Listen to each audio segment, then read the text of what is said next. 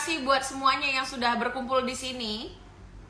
Ya, saya memang tidak menerima langsung wartawan karena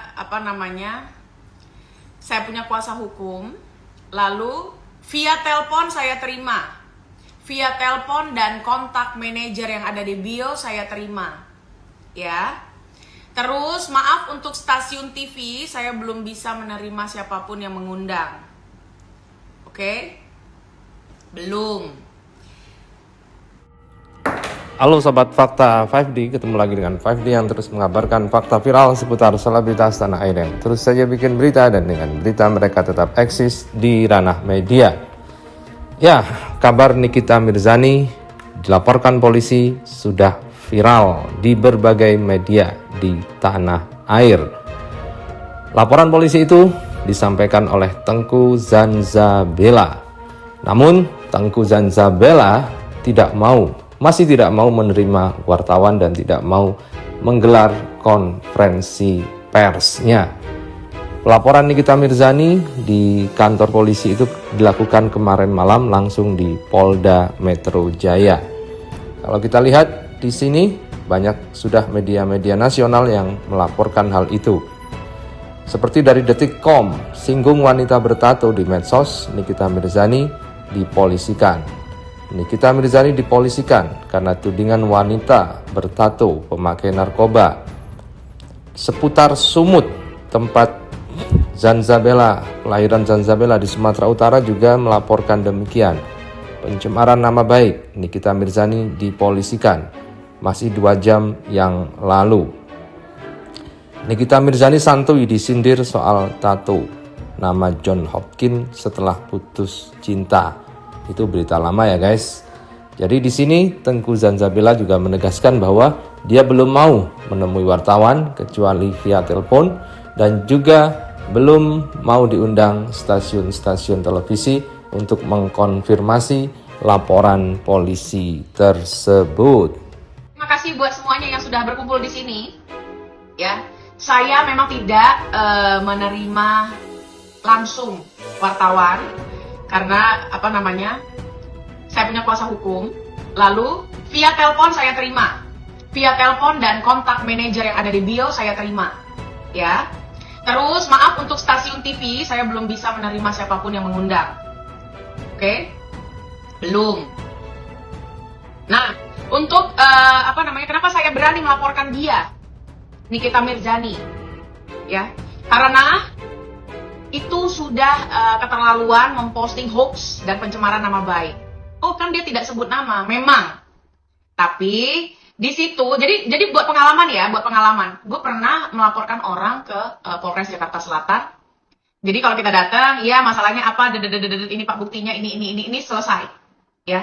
Nanti menjadi tersangka atau tidak, naik sidik atau tidak itu nanti urusannya. Tapi laporan diterima. Nah di Polda Metro Jaya agak sedikit berbeda, tapi tentunya keren. Kenapa? Di sana memang lebih sulit karena harus konseling dari pihak cyber dan lain-lain, ya. Jadi prosesnya panjang sekali. Saya memakan waktu seharian untuk itu karena akhirnya laporan dibuat berdasarkan rekomendasi dari cyber. Nah, begitulah cerita dari Zanzabela. Dia merasa sangat kelelahan kemarin karena seharian mengurus laporan Nikita Mirzani. Hal itu juga diposting di akun Instagramnya dengan wajah yang sudah sangat lelah, mata yang sudah sedikit meremelek, dan juga hidung yang sudah memerah. Zanzabela kemarin malam juga memposting di akun Instagramnya setelah dia membuat laporan polisi di Polda Metro Jaya untuk Nikita Mirzani, dan ternyata berhasil karena memang laporan polisi itu tidak mudah untuk diterima. Harus dicek dulu dan harus konseling dulu ke bagian siber. Namun setelah ada rekomendasi dari bagian siber, maka laporan itu bisa langsung diterima dan terbit. Kalau sudah terbit surat laporan polisi, berarti kasus ini dipastikan akan ditingkatkan menjadi penyidikan. Artinya kasus ini akan berjalan. Nah, inilah foto dari Zanzabela. Setelah melaporkan Nikita Mirzani ke Polda Metro Jaya, dia mengatakan, hari ini saya lelah sekali. Namun lelah itu terbayar sudah dengan laporan polisi yang sudah terbit. Zanzabela menyatakan tidak akan menerima dulu wartawan agar bisa fokus terhadap kasus ini dan tidak terganggu oleh wawancara-wawancara dan undangan-undangan dari stasiun televisi, meskipun dia tetap akan menerima undangan dari stasiun televisi setelah persiapannya matang agar laporannya bisa langsung ditingkatkan ke tingkat penyidikan, guys. Siapakah yang dimaksud Nikita Mirzani ya? Masih tahu diri kan, minta beliin susu doang, bayarin kontrakan. Ini 200 juta Shay. You have to, what is that name? You have to talk first with the doctor. Nah, selain menuduh narkoba, Nikita Mirzani juga menyebarkan chat dari Zanzabela dengan Fitri, di mana di situ ada nomor telepon dari Zanzabela yang meskipun ditutup bagian belakangnya masih tampak nomor teleponnya sehingga dia dihubungi oleh banyak orang. Chat itu menandakan bahwa Zanzabela mau utang 200 juta ke Fitri Salhuteru.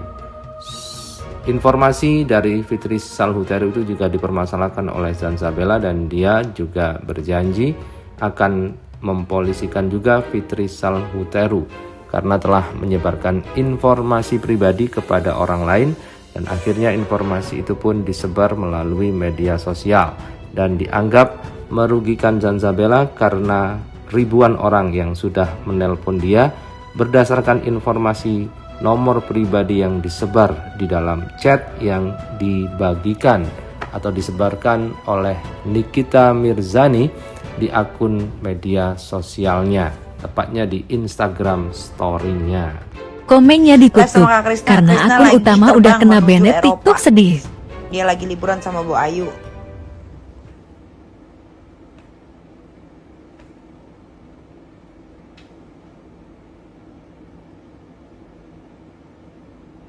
Kan Niki kepikiran buat bikin klinik skincare enggak, udah ada Beddings Klinik, udah di Beddings Klinik aja cocok.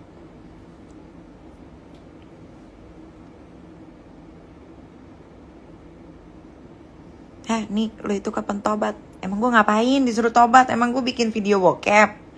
Emang lu pernah lihat video bokep gue keluar? Ngapain gue disuruh tobat? Emang gue ngapain nyusahin hidup orang? Bikin rugi negara? Aneh lu aja sono suruh tetangga lu tobat. Jauhan gitu kalau juru gue. Nonton live kan Niki sambil kerja berasa ada yang temenin, seru kan?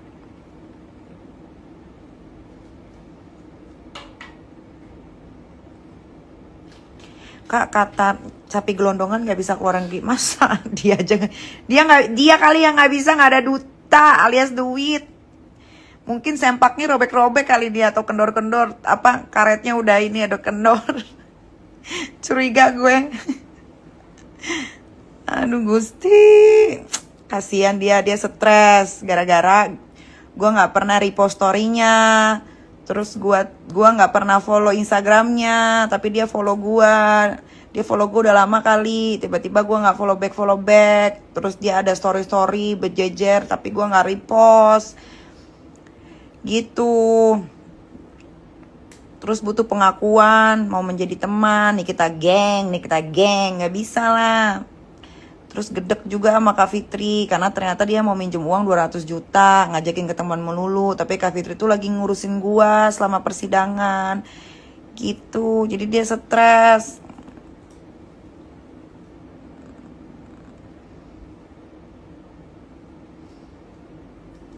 Gak ada sebab akibat dia. Legonya udah keluar belum Kak? Belum.